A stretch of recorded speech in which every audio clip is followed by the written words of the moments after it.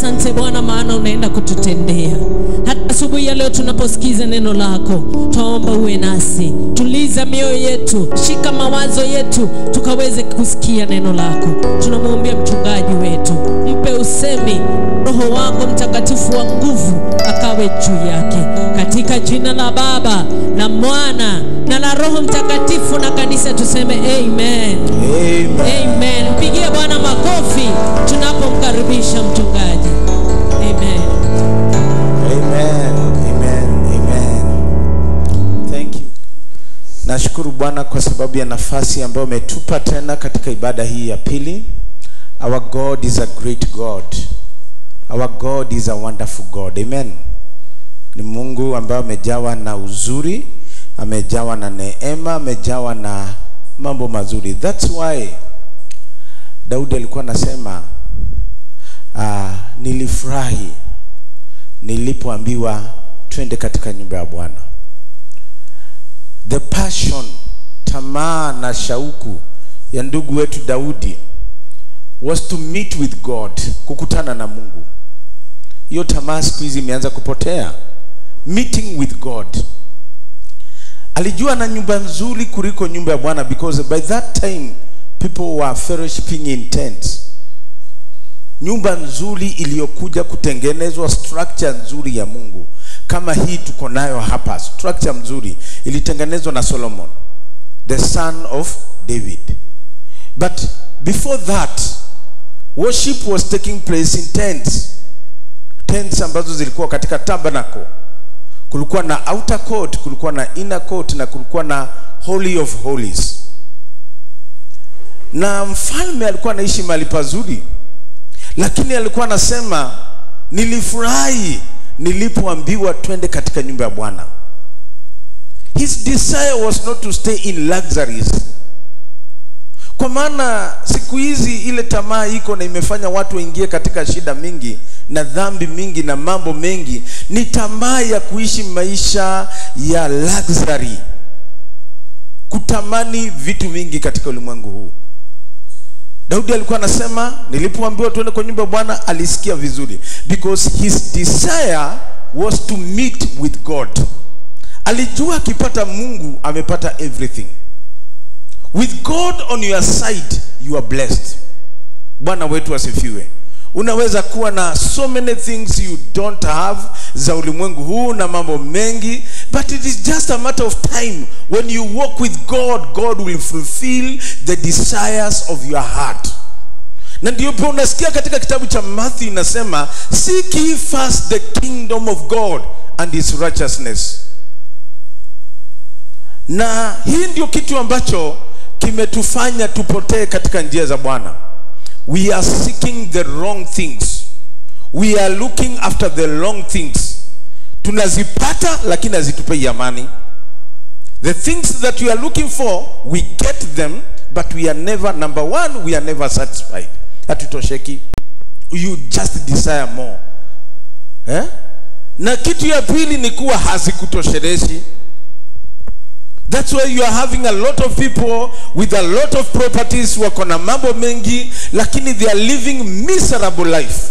Wengine wameachana na wake wao, watoto wao wako wabaya, nini vitu mingi zinatendeka. Some of the sicknesses, magonjwa mengi, they don't enjoy. But when you have God, you enjoy what God gives you. Hallelujah. Unafurahia kile kiko nacho kwa sababu ni kitu kizuri. I'm talking about that because that is my message today. I want to talk about the power of passion for God. The nguvu ambazo ziko katika kuwa na ile tunaita namna gani, passion for God. Passion for God. People have passion for many things. Passion for many things. History has a lot about watu ambao wamekuwa na passion ya mambo mengi sana. Passion ya mambo mengi. But it is only the men and women who have a passion for God, they leave a great mark ambayo inakumbukwa katika ulimwengu. We cannot, hatuwezi fanya kitu ambacho kitajulikana miaka na miaka if we don't possess a passion for God. A passion for God. What is passion? Even before I read the scriptures, what is passion? Passion ni ile kitu ambayo inakumotivate. What motivates you to do what you love most? That is what we call passion. Passion is a deep desire. It's a deep desire. Ni ile shauku ya ndani, tamaa ya ndani kabisa. A deep desire to do something that is outside the normal. Bwana yetu asifiwe. To do something that is pleasing to God. To do something that will make God akufurahie kwa sababu ya jambo hilo. Passion is the fuel for believers. Ni mafuta, kama vile mafuta iko ya gari na inafanya hiyo gari iweze kumove.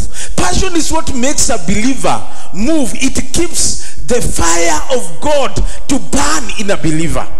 Moto wa Mungu, the desires of God, the power of God to burn in you. It is passion that makes you. Bwana yetu asifiwe. Passion is a sense of purpose. Passion ndio inatufanya tuwe na mwelekeo. Where are we heading? Where are we going? Passion, vision and purpose is together. Passion powers visions. Maono bila shauku, a deep desire to fulfill that vision is dead. That's why passion is a very powerful thing. And the devil, kila shetani wanafanya, he attacks passion in the church. He attacks passion. Anaua hiyo tamaa kwa wazee, kwa wamama. Unakuta mtu hana ile tamaa alikuwa nayo kwa maana anajua when you miss that, you have missed even your blessing. You have missed many things. God desires that we have a passionate church. I want to begin with a different scripture this morning. Nataka tuanze na book of Romans chapter 12 verse 11. Let's begin with Romans chapter 12 verse 11. Kile Paulo anaambia, I was to read that scripture, but let's begin with that. Romans chapter 12 verse 11. Romans 12 verse 11 inasema namna gani?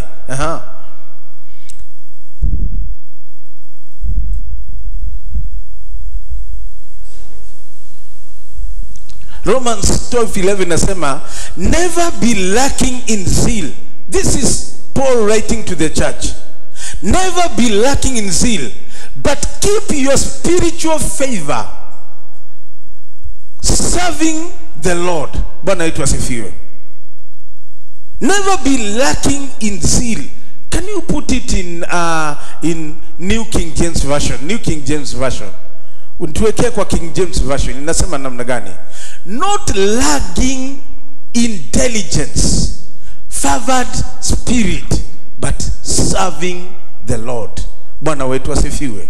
Never lagging in diligence, bidii, passion, zeal, same thing. Usikose hiyo, na usikose moto katika roho wako, na uweze kumtumikia Bwana. We are living at a time when the devil is killing passion in many churches. That's why churches are not growing, they are plateauing. Kanisa hazikui ni kwa sababu passion has been killed in that church. That's why many believers wanakuja na mapepo kanisani na wanarudi na mapepo nyumbani. Because the power of God that is brought by passion may disappear in the church. May God help us in Jesus' name. May we be the generation that will revive the passion of God in Jesus' name. May you be the person that God can use to revive that passion. Na ilete moto uanze kuchoma zile ambazo vitu vinatendeka kwa jamii na kwa maisha, zianze kuchomeka katika jina la Yesu. Never lacking in zeal. Ndugu wetu akasema, musikose shauku, musikose moto wa kiroho, na musikose kumtumikia Bwana. Because serving God and passion goes together. We have people who are gifted in many things. They are gifted in the church. But it is because of lack of passion that gift is not being seen. Na kwa sababu ya hiyo, they are discouraged in life. People, one of the things that kills passion is unused talent, unused gifts. You are blessed with a particular gift, umebarikiwa na kipawa fulani, na uikutumii, you become discouraged in life, unakuwa mtu ambao unakaa ohehae. Na hii ndio unaonanga tunafanya watu wengi unashindwa. This guy is intelligent but is drunkard. Huyo mtu ni mwerevu lakini amefanya nini? Anaenda kwa pombe, anaenda kushika huko. Unashindwa ni nini? Ni because he has a gift that is not using. Akitumia hiyo kipawa, he will get joy in life. Because one thing that inaletanga furaha ni wakati when you see you are doing the right thing, you become joyful. Bwana yetu asifiwe. Lakini usipofanya ile kitu iko sawa, you become stress. Unakuwa na stress.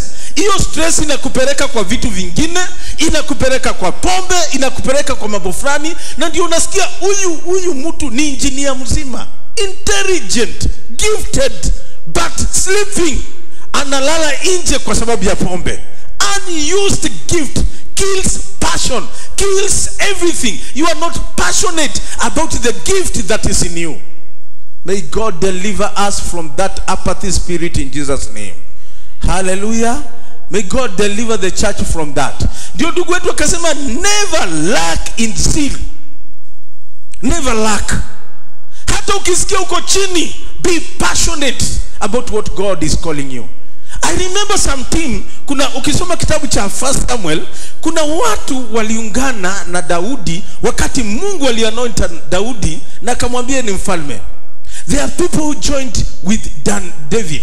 These people walikuwa na madeni, walikuwa na shida, walikuwa na mambo mengi. But they were passionate about one thing, making David the king. Bwana yetu asifiwe. And because of that passion, ukisoma kitabu ya Chronicles, au watu walibadilisha maisha yao kutoka kwa deni, kutoka kwa vitu ambazo zilikuwa zinawasumbua kwa maisha yao, wakawa what we call the mighty men of David. They became mighty because passion has power to transform you. Passion has power to change your life. When somebody is passionate, huyo mtu ameanza kuchukua njia ya kubadilisha maisha yake. Hallelujah. Bwana wetu asifiwe. Let me talk about 6 things passion can do in your life. 6 things passion can do in your life. Number 1 is passion, kama vile nilisema, is the key to your blessing. Is the key to achievement. Bwana wetu asifiwe. Passion is the key to release God's blessing katika maisha ya Mkristo. Kama kuna chombo Mungu anatumia, there are tools that God uses to come and bless a believer. One of it is faith.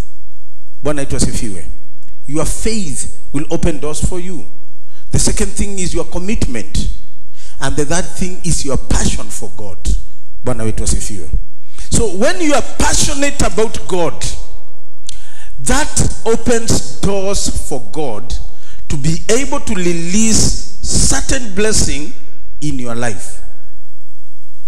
God moves with passionate people. Na ndio unaona Elijah alisema, I am so passionate about you that they want to kill me. Na Mungu akatuma mpaka malaika alishe Elijah.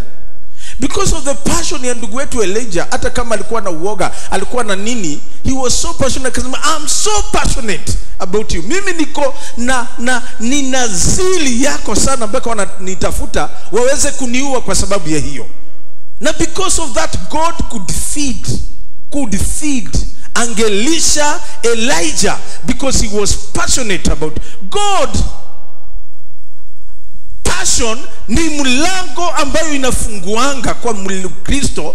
When a believer is passionate about God, what God has given to him, kile ambacho Mungu amempa na kile ambacho kipawa ambacho ako nacho, Mungu anafungua. Hiyo ni kitu kimoja kinafunguanga milango ya varied blessing. Sio baraka ina fulani, varied, many blessings. You will see now blessings flowing in your house. Bwana wetu asifiwe. So passion is a key to blessings in the believer's life. Number 2, passion increases your willpower. Inaongeza ile tunaita want power, ile bidii, ile desire. Passion is like a force behind your achievement and behind your success in life. Bwana wetu asifiwe. Passion number 3, ina transform, kama vile nimesema, passion changes person's life, inakubadilisha wewe mwenyewe. Because the way you are passionate about God, Mungu naye anaachilia surprises in your life which changes you. Ana release grace, ana release favor, ana release vitu mingi which will change you completely. Kuna mtu unaweza ona leo na muone ni kama mtu ni mjinga, lakini ako passionate na Mungu. Give him 2 or 3 years, because any person who walks with God, any person who walks with God, any person who seeks God, God will add something in his life. Bwana wetu asifiwe. Ndio unaona Matthew inasema, seek ye first the kingdom of God and its righteousness, and these things shall be added to your life. Zile vitu watu wanatafuta kwa bidii zinaanza kuongezwa kwa maisha yako. Zile vitu, kazi ambazo watu wanaenda kufanya interviews, wafanye nini, it just comes to you with favor. Bwana wetu asifiwe. So passion has power. Passion iko na nguvu ya kubadilisha maisha yako. Bwana wetu asifiwe. Passion makes the impossible possible.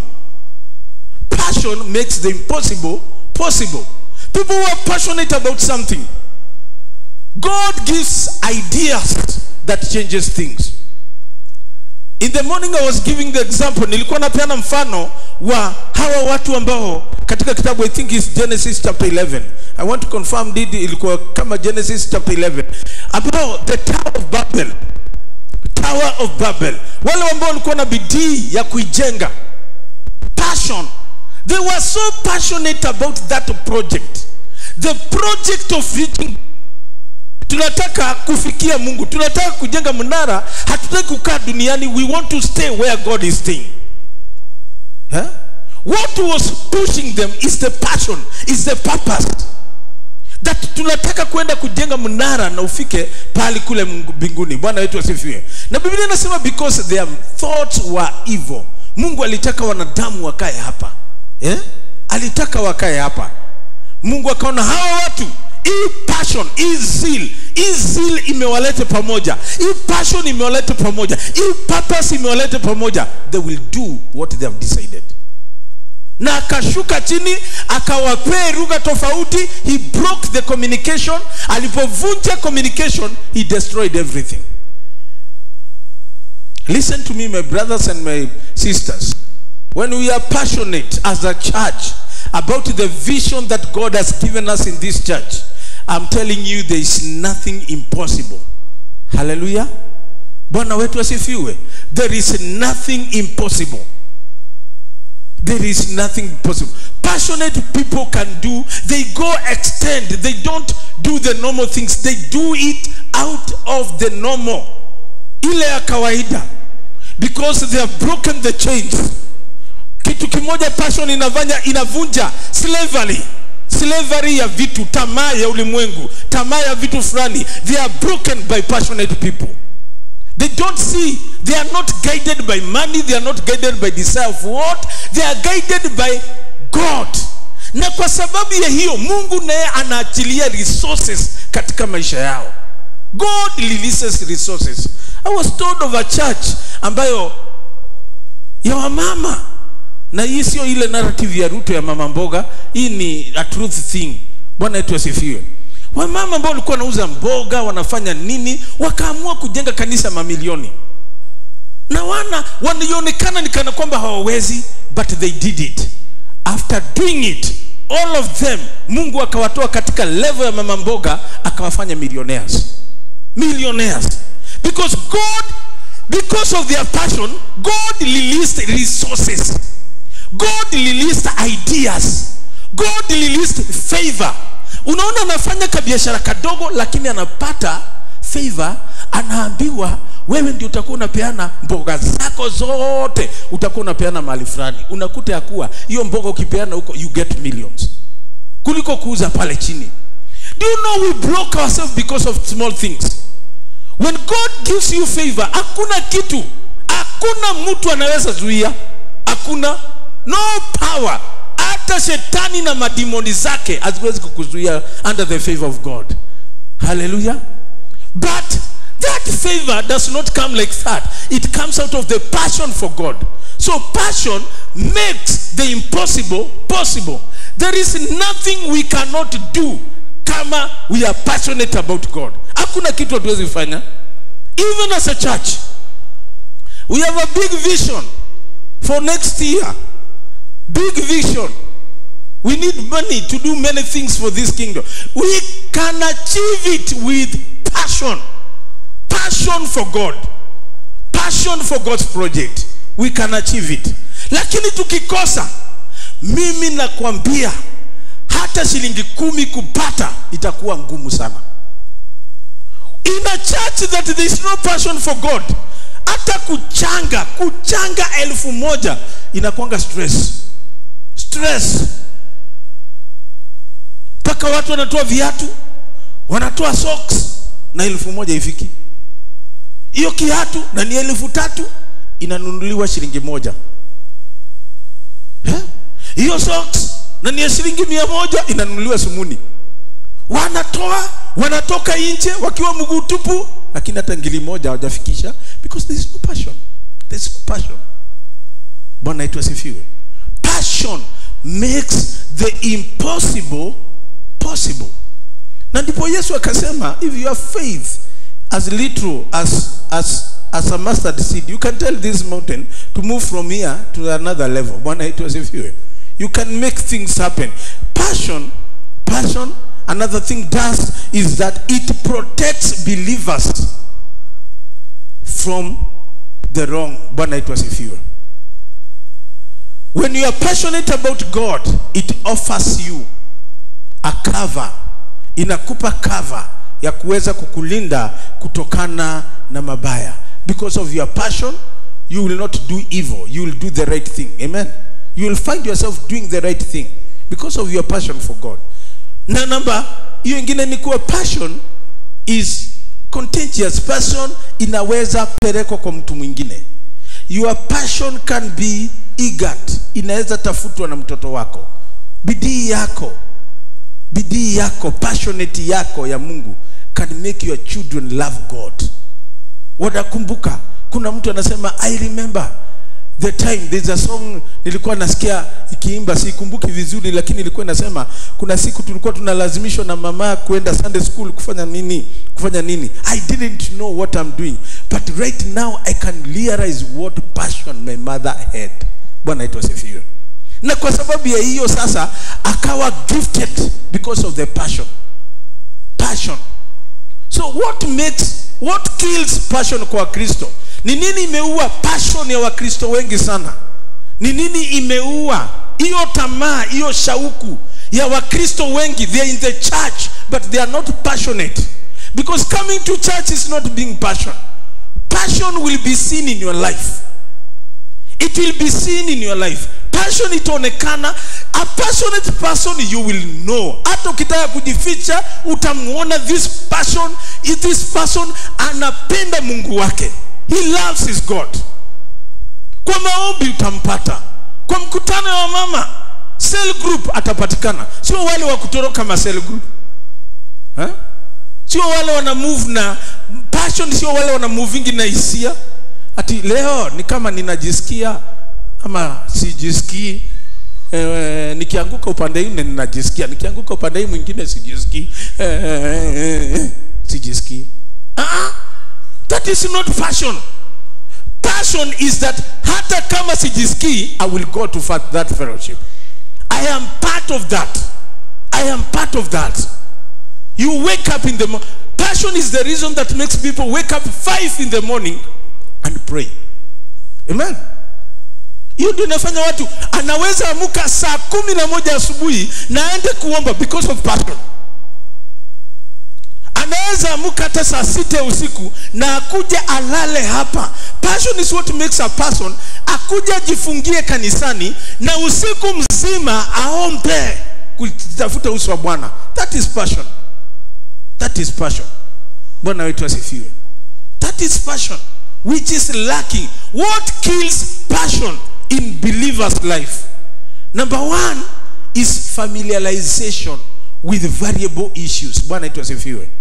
Ukianza kuchukua kitu cha maana na kuanza kuzoea kitu ya maana na unaona ina maana, itaua your passion. Amen. Hata passion katika marriage ni ukianza kuona huyo mwanamke, huyo mke ulikuwa unamuona ni mrembo. Unajua passion ndio inafanyanga vijana wanakaa mpaka usiku akingojea tu msichana. Hiyo ni passion. Bwana wetu asifiwe. Anakaa usiku, wengine wanatuangwa mawe, wengine wanafanya nini? Mimi sijuangi siku hizi, lakini siku yetu kulikuwa na vituko mengi sana. Wakati kijana anataka msichana, anaweza kaa na kuumwa na umbu mpaka saa 6 kama alimuambiwa nitatoka saa 4. Atakaa hapo hata kama saa 4 imepita. Anaona saa 4 imepita lakini bado anaendelea tu kukaa. Anasema ni kama amechelewa, anaoshaosha nguo kidogo. Anaosha, akimaliza atakuja. Na kumbe hakuji.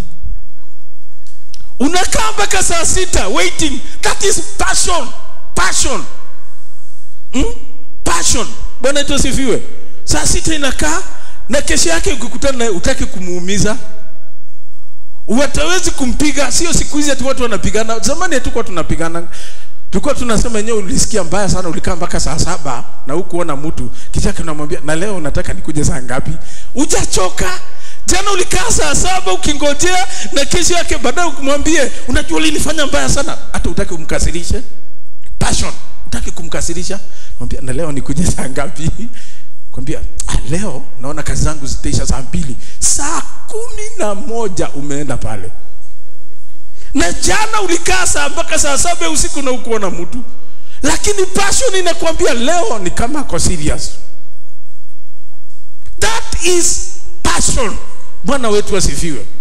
Lakini unakuta ya kuwa kile kinaua hiyo passion ni kuzoea.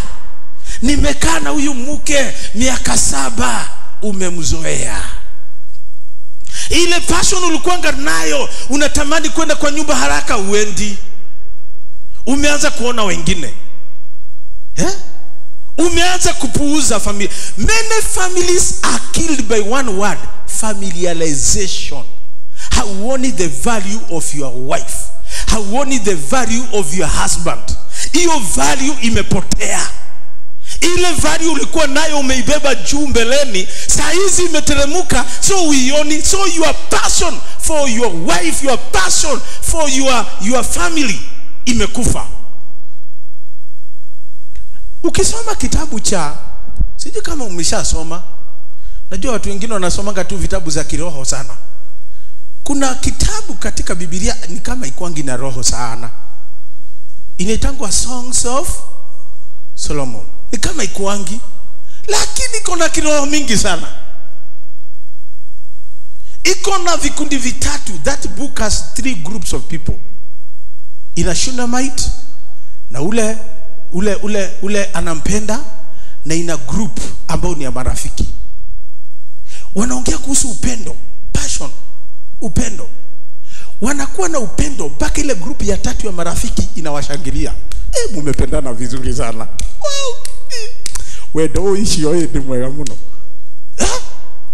That group in the Songs of Solomon is celebrating the love that is being displayed.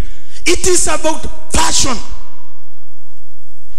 Passion makes things happen. Passion releases fire in a family.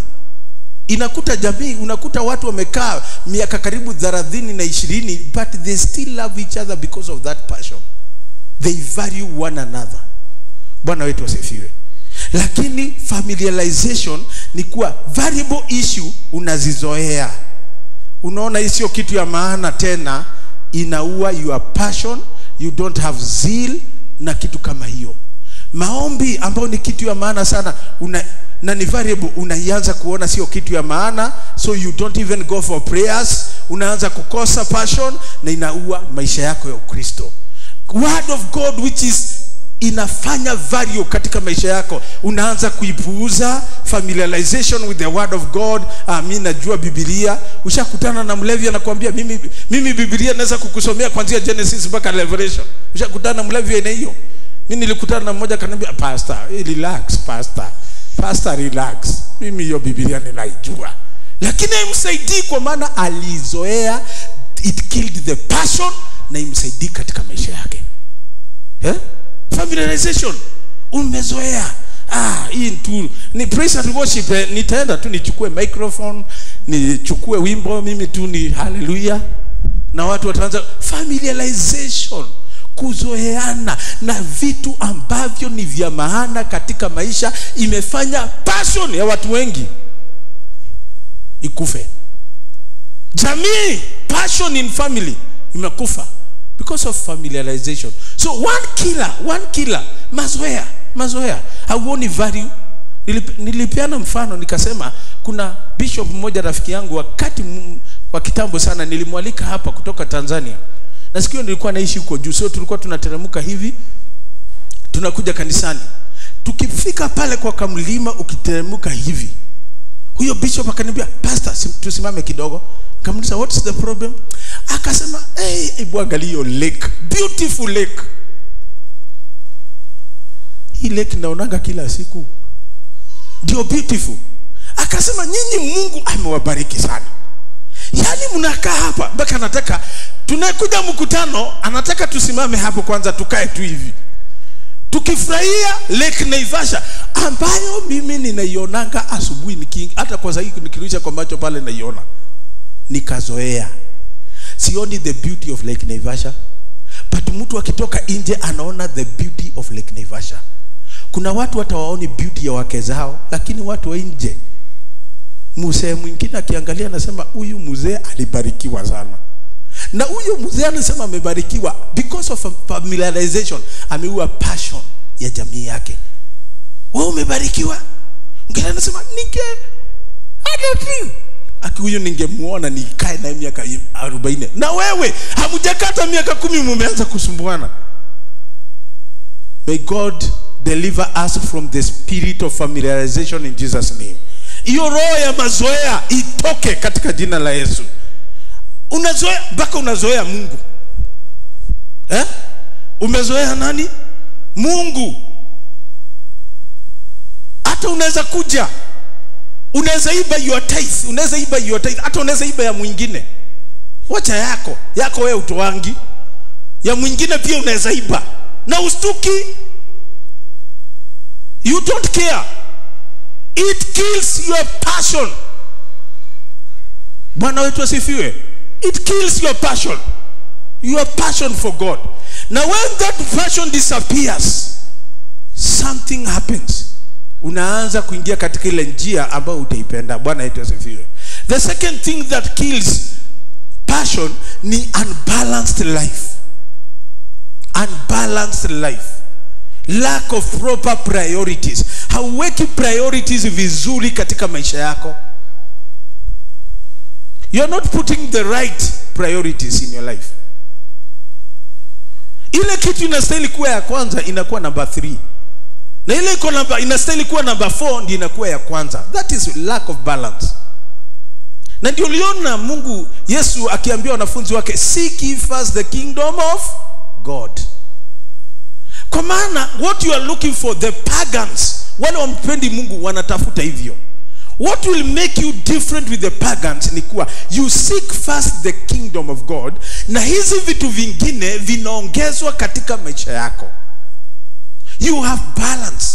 Lack of balance kills passion for God in believers. Inafanya wanatafuta vitu ambazo ni self-centered kuliko kumtafuta Mungu kwanza. So the passion for God dies. The third thing that kills passion is unconfessed sin, the guilt of sin. Dhambi kills passion. Dhambi itafanya hata mtu ambaye alikuwa anakuja kanisani hawezi kuja because of the guilt of sin. It will kill your passion for God. Sin is a destroyer. Nimesema mara nyingi, dhambi huangamiza.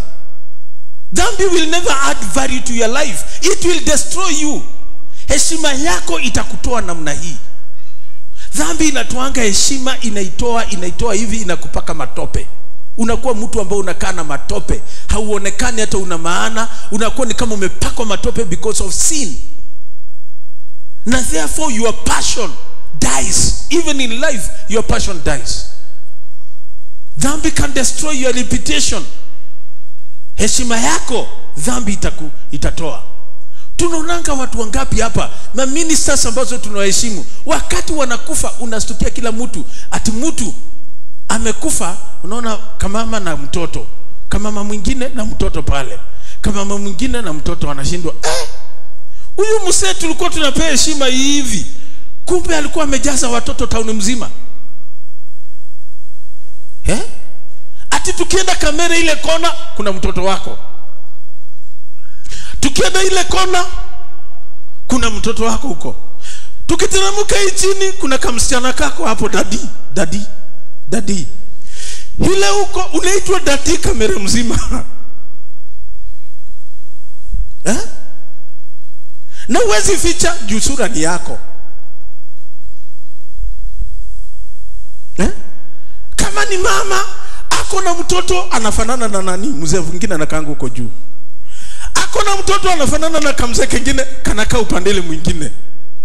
Kajama kingine kafupi keusi hapa chini pia ako na mtoto wake. So watoto wanakuwa mixture. It kills your reputation. Bwana wetu asifiwe. Why can't you be a person of integrity? Mtu ambaye heshima yako miaka mingi itatunzwa. Bwana wetu asifiwe. Bwana wetu asifiwe. Sin kills passion and reduces you to a slave. That is the bad thing with the sin. Inakupea unakuwa mtumwa, na unakuwa mtu ambaye ni slave, na unakuwa ni slave wa dhambi. May God deliver us from the power of sin in Jesus' name.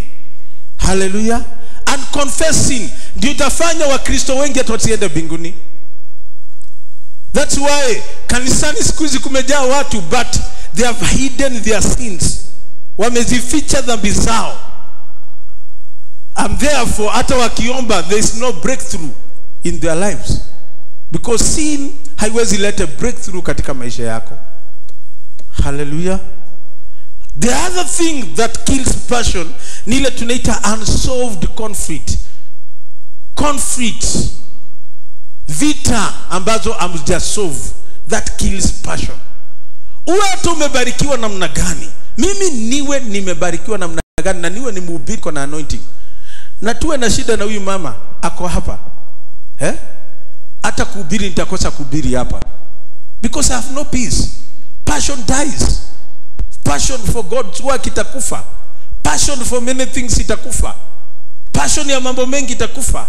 Those conflicts need to be solved in Jesus' name. Let's open Job chapter 5. Job 5. Nifungulie Job chapter 5. Job chapter 5 verse 2. Job chapter 5 verse 2. Nasema namna gani? Resentment, hasira, na kuweka vitu ambazo unaziweka katika moyo wako na zisoviwi, zinauanga mjinga. Bwana wetu asifiwe. Envy slays the simple. Resentment ni zile conflict, ni zile mahasira unaweka, kubeba mtu, kuweka unsolved problems you don't solve. Unabeba mtu na unasema mimi sitamsamehe, mimi sitafanya nini, you don't solve that thing. That one inakuwa resentment in your life. Biblia inasema inaua mjinga. It kills, destroys you completely. And not you, it kills even your passion for things that God has put in you. Bwana wetu asifiwe. Job 18. Ebu ni pia Job 18. Job chapter 18 verse 4. Job 18 verse 4. Job 18 verse 4. Job 18 verse 4 inasema, You who fear yourself, you who tear yourself into pieces. You tear yourself to pieces in your anger. Is the earth to be abandoned for your sake, or must the rocks be moved from their praise? Bwana itu asifiwe. Unajikatakata kwa sababu ya hasira yako na issues ambazo haujasolve. You tear yourself into pieces. Ushaona mtu anajikatakata hivi? Anajikatakata hivi. Let me tell you, that's why uliona Yesu alikuwa anaambia watu, ikiwa una jambo na ndugu yako, kabla hujaomba, weka hiyo nini yako hapo kwa madhabahu, rudi, msamehane na uando issue yako na ndugu yako, urudi na ufanye nini? Urudi kuomba. Because anger, unsolved issues in our lives zina kill passion ya Mungu, na kile Mungu alitaka kufanya hawezi fanya kwa mtu ambaye hajakuwa at peace with himself first. You must be peace with yourself. Bwana itu asifiwe hiyo. Unsolved conflict. The third, is it the third or the fourth? I don't know. Whichever it is, ambayo inaua passion katika maisha ya Mkristo ni lack of purpose in life, lack of vision in life, unclear purpose, unclear purpose. Bwana itu asifiwe. Hauna kusudi, hakuna kitu kitakufanya uamuke asubuhi. When you have a purpose, you have a vision, you will wake up in the morning because of that vision. Lack of vision leads to death and kills nini. Bwana itu asifiwe. Ina kill passion. Jamii ambayo ina maono, passion in that family kills. Jamii haijui inaelekea wapi in the next 3-5 years, hiyo jamii itasimama. Many families, listen to me, zinaangamia ni kwa sababu lack of vision ya wale wako katika hiyo jamii. Mama hana maono, mzee hana maono. Maono ya mzee ni kukunywa, maono ya huyu mwingine ni kufanya vituko. Hiyo familia haiendi mahali. But when the family is together with a purpose, kuna passion katika hiyo familia. Bwana itu asifiwe. There is passion in that family. So unakuta hata wakikuja, unakuta mzee anakuja anasema leo hatutakula kanyama, tutakula sukuma. Mama namuuliza kwa sababu tunataka kufanya kitu fulani. Bwana itu asifiwe. There is that purpose, there is that vision. That vision inapeana passion to do things, even passion to sacrifice. Sacrifice is because of purpose and vision in life. That's why the Bible says where there is no vision, people do what? Perish. Jamii ambayo ina maono, hiyo jamii haiendi mahali, ni kuangamia, inaangamia. A church with no vision, it's not going anywhere. But when we have a vision, when we have a vision, we have a passion to do the things that we are able to do. Bwana wetu asifiwe. Bwana wetu asifiwe. That's why each year in this church we have a vision. Even next year, God has already given me a vision for next year. There is what we call the big vision, but there is the steps ambazo unataka kuchukua, goals, targets zile mnataka kufanya ili muweze kuachieve that particular vision, na itakuwa vizuri. Na jambo lingine na la mwisho nataka kusimamia hapa, although nitaongea tu mambo kadhaa that can revive us. Mambo kadhaa. Jambo la mwisho ambalo linaua passion katika life ya Mkristo ni undernourished spirit. Roho ambayo hailishwi vizuri na neno la Bwana, hiyo roho haina passion. Bwana itu asifiwe. Roho ambayo ipati chakula vizuri. Mkristo ambaye haijipeani kwa neno la Bwana kila wakati, ana miss mikutano. Kuna kuwa na mikutano, hakuji, hasikizi neno. Yeye ni kusikiza zile mavideo za, kuna mavideo zingine niligundua mimi sikugundua. Kuna watoto nakuanga nao hapo, sasa wengine naona wako na passion. Mimi watu ninaangalia ninaona kumbe vitu iko hivyo. Sikujuanga kumbe video siku hizi za katika Inoro. Hii sikuwa naangalia Inoro sana. Lakini najikutanga wakati mwingine watu wameweka Inoro, na kikuta Inoro mimi sitoi, naangalia. Naangalia hii watu wanaangalianga kwa Inoro ni nini? Hii wanaangalianga kwa sijui kameme ama kanini ni nini? Because mimi passion yangu ni kuangalia mpira na news. Na muziki ile inaitangwa gospel. Hiyo sasa tunagongananga na mama, nakuta ameweka basi, na mimi ninaweka, anakuja anakaa. Hiyo ndio inatupeanga fellowship. Nikiweka mpira anaenda kulala. Akiweka gospel mimi ninakaa. Nikiweka gospel hata anakaa. Tunakuwa na fellowship. Nikiweka CNN ameenda kulala. Kwa maana sasa kila mtu kuna kile kinatunganishanga pamoja. Bwana yetu asifiwe. So nakutanga wakati wengine wameweka Inoro. Inoro ninaona Wahindi wanaongea Kihindi lakini ni Kikuyu inaongea. Mimi unajua hiyo kitu ilinishtua sana. Nashindwa kwani hawa Wahindi wanajua Kikuyu? Hadi kwanza ilinishtuanga sana siku moja. Nikakaa hapo mpaka nikasikiza. Na naona vile mdomo inaenda ndio Kikuyu inaenda. Bwana wetu asifiwe. Ikiwa utakuwa unaona hizo mavitu za ujinga, sio za ujinga, wengine wanazionanga. Your soul is not nourished. You are not feeding your soul with the right thing.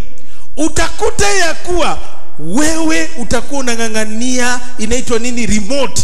Badala ya kwenda kusikiza neno kwa hiyo remote, kwenda MBCI kwa mfano kwenda kusikiza, ama kwenda kwa channel nyingine ya Mungu, wewe unangangana na remote uende uweke Inoro uone Wahindi wanaongea Kiswahili Kikuyu.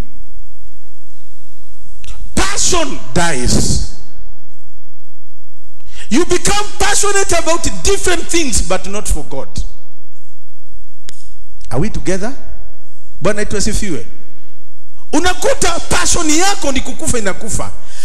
Undernourished, roho ambayo haijarishwa vizuri na neno la Bwana, tamaa ya Mungu inakufanga. Bwana yetu asifiwe. Lakini roho ambayo imelishwa neno la Bwana vizuri, that person anakuwa na tamaa na passion ya Mungu. Na hiyo ndio inatusumbua siku hizi. Siku hizi because of technology, people have changed their passion. Wanaenda kwa vitu ambazo haziwasaidii katika maisha yao. Vijana unaweza kuta hata ako hapa kwa kanisa, ako na simu hivi, unafikiri ati ni Biblia anafungua, kumbe ameenda Facebook.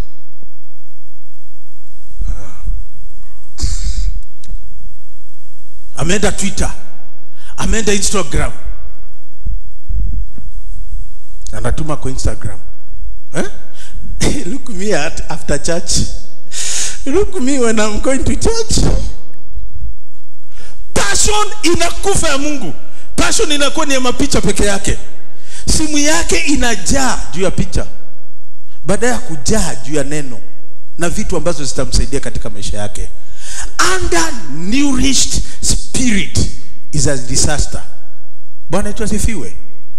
It kills passion. Inaua passion. Mimi hata ukisikia ninaochingi mpira, si ati ninaweza nifunga. Ni vile tu ninatakanga kakitu tu kunichemusha tu saa zingine nisikie tu mzuri. Lakini si ati nikiwa na kitu ya kufanya I cannot do. Kuna wamama, na sijui kwa nini hizi mavitu za opera zinashikanga wamama sana. Kuna mama anaweza choma ugali ndio opera iishe mzuri. Either hiyo ya Wahindi ama ingine, sijui ni gani zile ziko mingi sahi. Hebu ngoja tuone. Anaitwa nani sijui, anaitwa Alexander ama anaitwa nani, atampiga ama atamfanya nini? Atamkujia, ngoja nione. Kabla aone ugali imeungua. Vita inaanza kwa nyumba. Mzee anasema, sasa hii nyumba nitakulanga, ugali imeungua kila saa, mboga imeungua, kitu imeungua. Why? Because you are passionate about things that are not important in your life. Na hii ndio kitu imefunga watoto wetu pia. Watoto wetu. Nilikuta watoto wangu movies. Kijana yangu ati anaweza watch movie mpaka saa 11 ya asubuhi. Mimi nikiamka hivi ndio niende maombi, akuta tu yako hapo kwa movie. Ajalala kuanzia jioni ni kuwatch ma movies mpaka saa 11. Saa 11 possessed, kama possessed hivi. Naambia ende ulale sasa.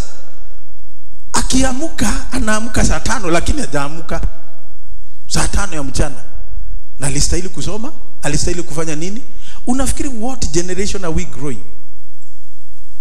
May God deliver us in the name of Jesus. Kwa maana tunakula vichakula mbaya. Roho ambayo inakula chakula mbaya. Wakristo wako hapa, they are feeding on wrong things. Their passion for God has disappeared because they are feeding on the wrong things. Badala ya kufeed katika vitu ambazo zitafanya your spirit iwe lifted. Mimi wakati nakuanga discouraged, naendanga channel ya gospel, naeka tu gospel.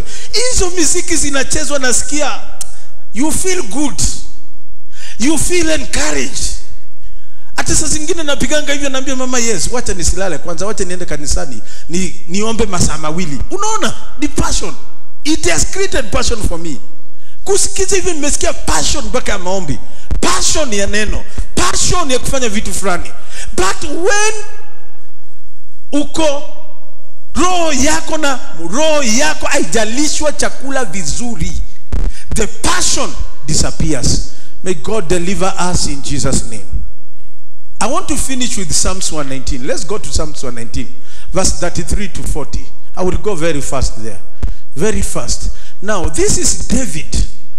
David alikuwa ameanza kupotea. Passion yake ilikuwa imeanza kutoka.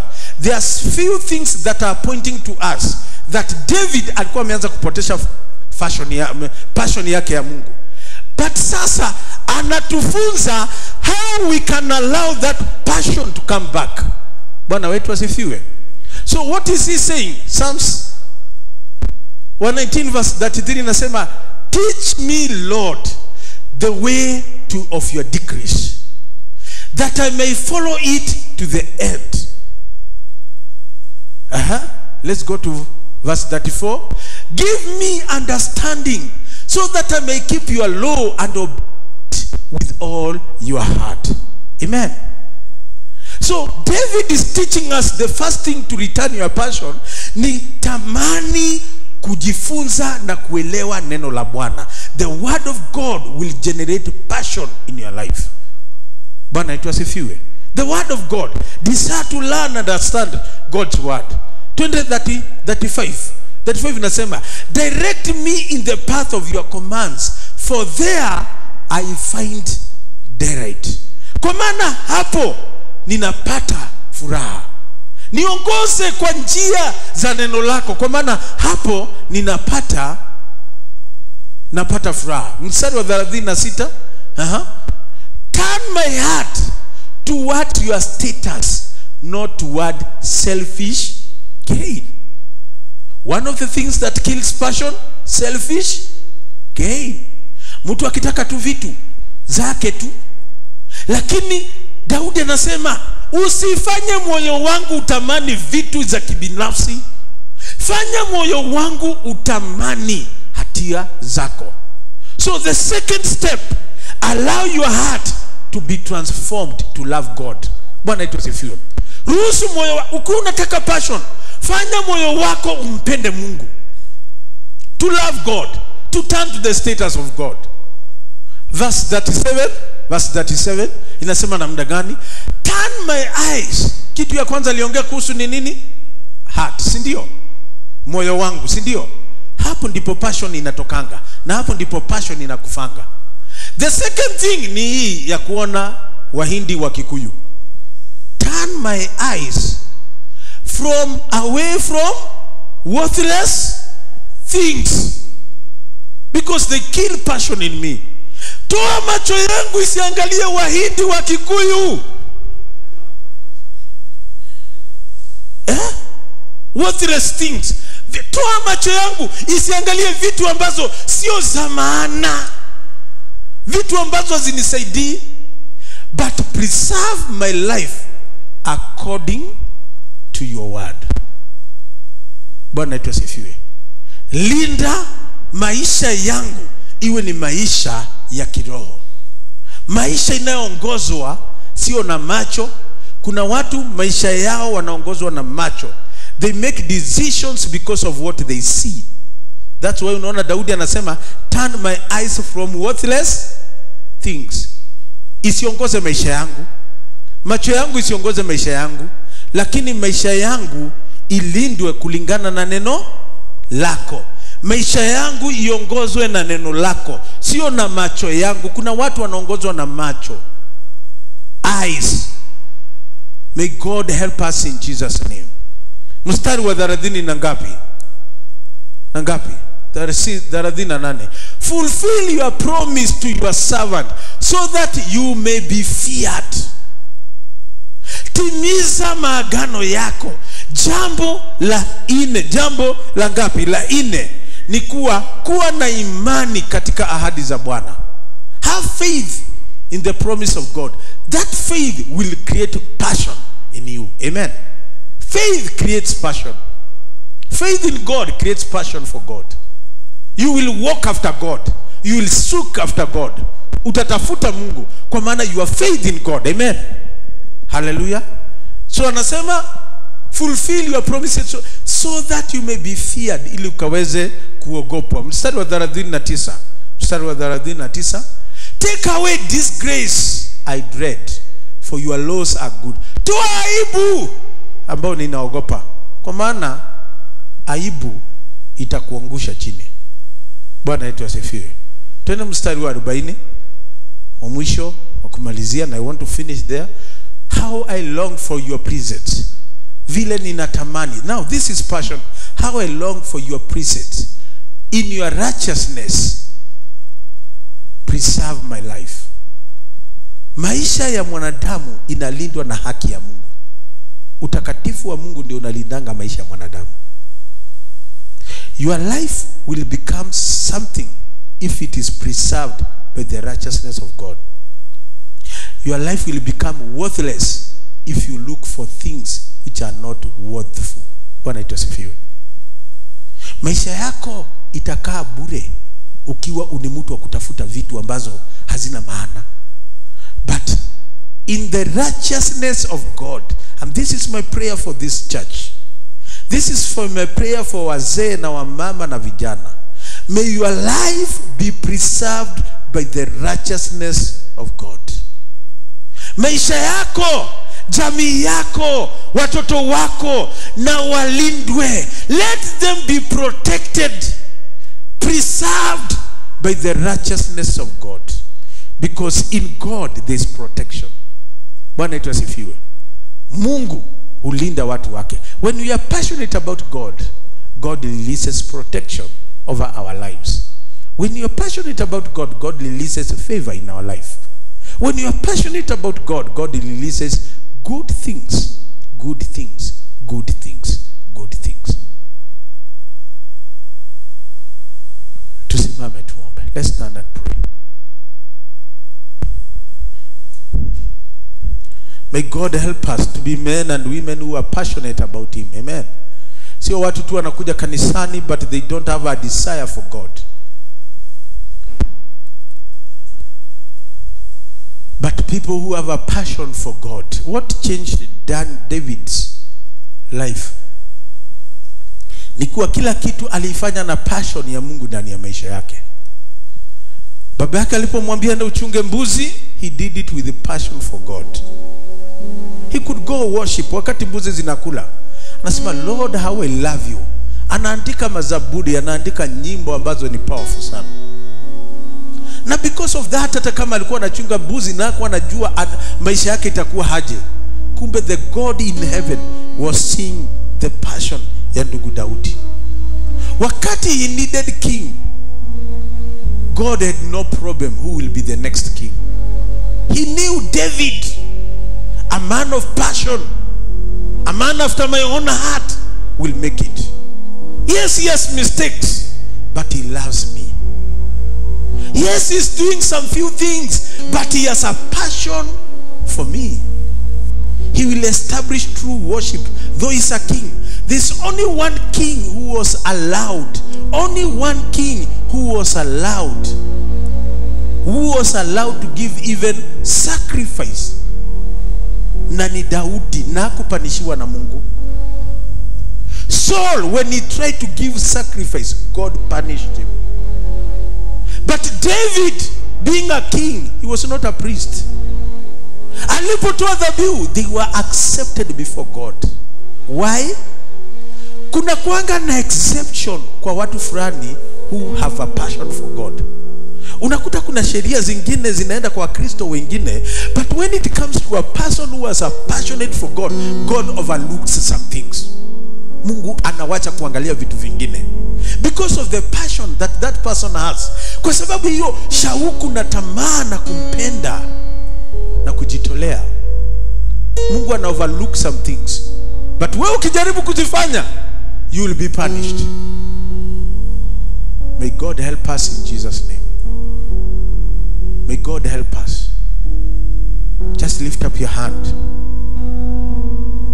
Niumbie moyo safi, niumbie moyo mpya, moyo wa kunyenyekea na kubondeka mbele zako.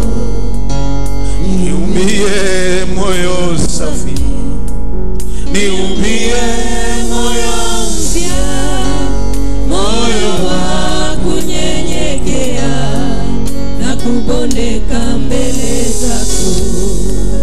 Niumbie moyo safi, niumbie moyo mpya, moyo wa kunyenyekea na kubondeka mbele zako. Niumbie, niumbie moyo safi, niumbie moyo mpya, moyo wa kunyenyekea na kubondeka mbele zako. Niumbie moyo safi, Baba yangu, niumbie moyo mpya, moyo wa kunyenyekea na kubondeka mbele zako. Baba naomba, niumbie moyo safi, niumbie moyo mpya, moyo wa kunyenyekea na kubondeka mbele zako. Niumbie moyo safi, niumbie moyo mpya, moyo wa kunyenyekea na kubondeka mbele zako. Niumbie moyo mpya, kila siku na kila wakati, moyo wa kunyenyekea na kupondeka mbele. Baba niumbie, niumbie moyo safi, moyo, niumbie moyo mpya, moyo wa kunyenyekea na kupondeka mbele. Baba naomba, niumbie moyo safi, niumbie moyo mpya, moyo wa kunyenyekea na kubondeka mbele zako. Baba niumbie, niumbie moyo safi, niumbie moyo mpya, moyo wa kunyenyekea na kubondeka mbele zako.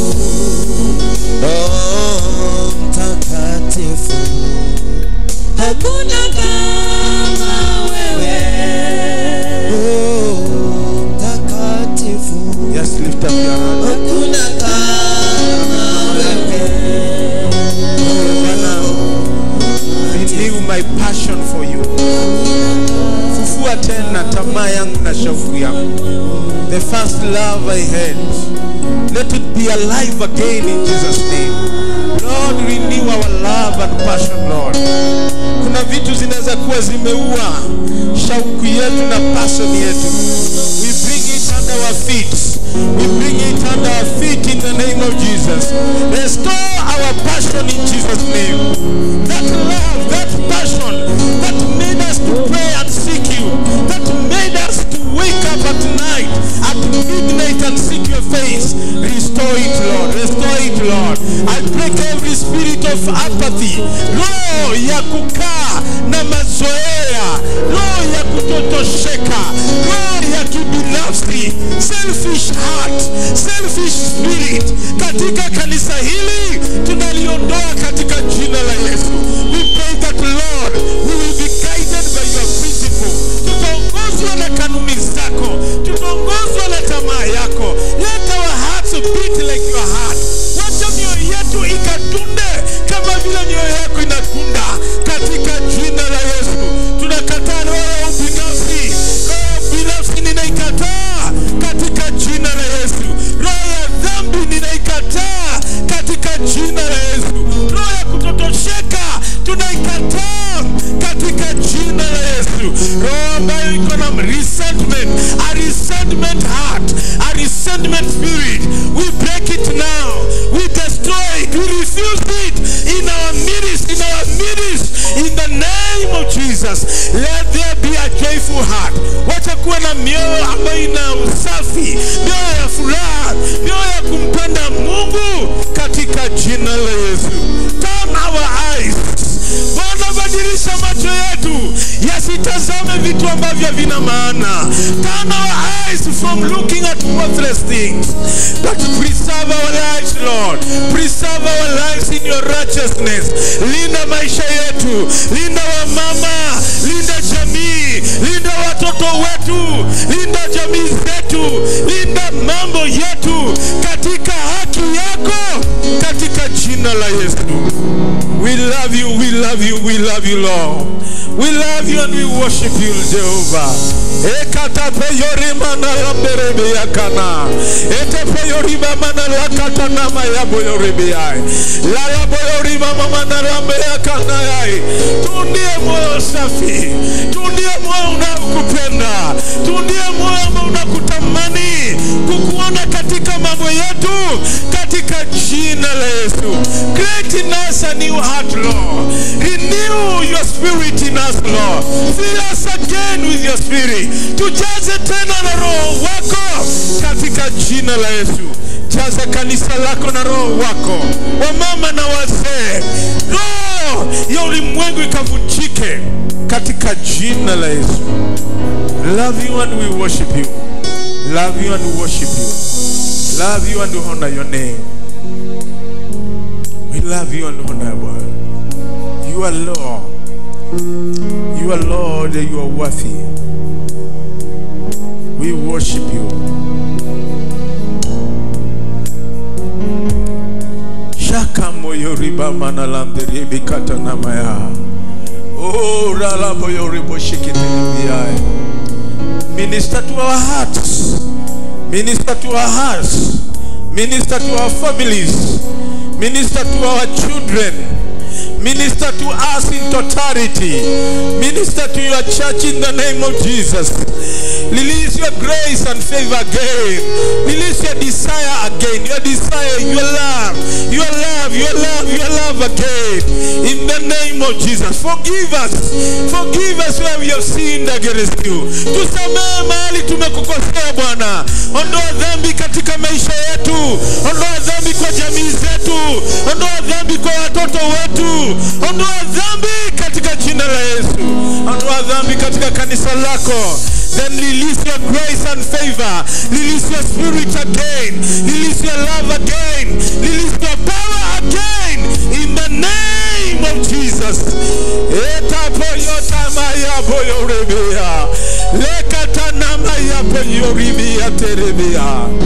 We love you, Lord. We love you, Lord. We love you. You are great in our midst. You are great in our midst. And we worship you, Lord. We worship you. We worship you. Inua mikono yako as I pray for you. As I pray for you. Father, I pray for your people. Naombea watu wako. I pray for men in this house. Naombea wazee walio kwa nyumba hii, turn our eyes from worthless things. Badilisha macho yetu kutoka kwa vitu ambavyo vina maana. Let our hearts be preserved by your righteousness. Wacha wazee Bwana wa nyumba hii wa mioyo yao ikalindwe na haki yako katika jina la Yesu. Naombea wamama katika jina la Yesu. Toa macho yao kwa vitu ambavyo havifai katika jina la Yesu. Turn their eyes from worthless things that preserve their heart. Linda moyo yao katika haki yako katika jina la Yesu. Naombea vijana wa kike na wa kiume tulio nao. Oh Bwana, toa macho yao kwa vitu ambavyo sio za maana katika jina la Yesu. Pindua mioyo yao ikakupende, ikakutamani, ikatembee na wewe katika jina la Yesu. Ondoa aibu kati yetu, ondoa aibu kwa wazee, ondoa aibu kwa mama, ondoa aibu kwa vijana. Lete heshima, lete haki katika jina la Yesu. We pray for righteousness in your house. We pray for your honor in your house. We pray for integrity in your house. In the name of Jesus, we honor you, Lord. Bless your people. Bariki wa mama hawa, wazee, vijana na hata watoto wetu. Katika jina la Baba na la Mwana na Roho Mtakatifu nimeomba na kuwabariki. Can we shout amen? Tupigie Bwana makofi mazuri. Tupigie Bwana passionately. Tupigie Bwana passionately makofi mazuri. Amen. Amen. Amen. May the Spirit of God walk with you. May the Spirit of God give you the desires of the kingdom of God. Kwa maana Roho wa Bwana atakupa tamaa ya vitu ambavyo sio za Mungu. Atakupa tamaa ya vitu za Mungu. I pray that the Spirit of God will give you godly desires in Jesus' name. Join us on our social media platforms, Facebook page and YouTube channel as Housing KAG. God bless you.